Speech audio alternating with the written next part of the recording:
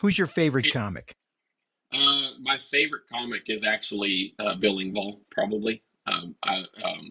I've just always really appreciated his storytelling. He's had one of his early stories of "I Am a Cowboy" actually happened at some of my friends' place when he decided to be a bareback rider and ride a bareback horse. And so I've always appreciated Bill Engvall, just his ability to take a story, because stories are the hardest to do on stage, because you and I can tell a story and it's funny, but it won't work on stage. And so you have to try to you can't just jump right in. You have to try to get a laugh every 3 to 4 sentences while telling the story. So you have to dissect it to what can I put in these spots to make it funny. And a lot of times you take the story and say, what's the funniest thing that could have happened? And now I have to sell it to you that it actually did happen. Because a lot of times you ever got into you're telling a story around friends and then they're not laughing and you're like, okay, this wasn't as funny as I thought it was.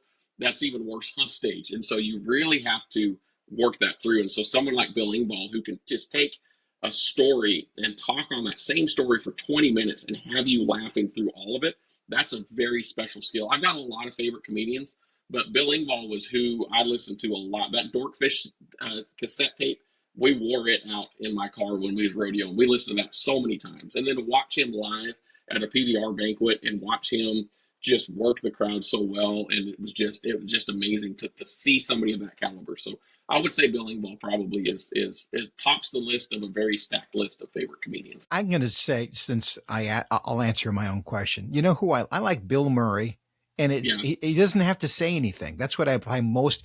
He just comes on and he has this sort of a humorous, impish expression on his face yeah. that just makes me start chuckling.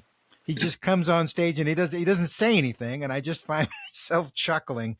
And I'm sure that's a gift that he has perfected over time. Now Kind of behind like the Norm scenes, Macdonald. Oh yeah, sorry, go yeah, ahead. yeah, Norm Macdonald. Okay, yes, Where yes, he same can thing. waste 20 minutes telling a story that's not funny, but you're laughing because he's just wasting everybody's time, and it just makes it so Exactly funny. right. Yeah, Exact. I was like, what? yeah, This is a corny joke. Get to the yeah. punchline. You're wasting people's time, and you find yourself laughing at it.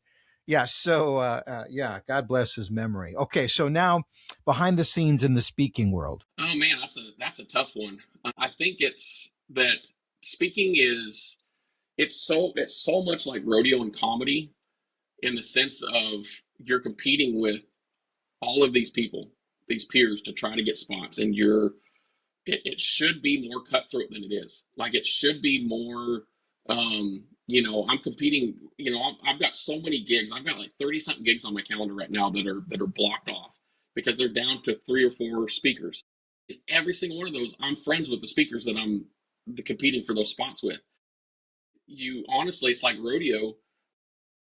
When one of your friends gets the gig and you don't, even though it's costing you, $7,000, whatever, $10,000, you're like, man, I'm happy for them though, because they deserve it. They put the work in. So speakers is kind of this. It's a lonely world where you're doing a lot of traveling and you're doing a lot of speaking and you're meeting a lot of people and you're trying to make it to where I want to be invested in your conference and I want to get to know you. But like last week, I had 6 events in 6 days in 5 cities.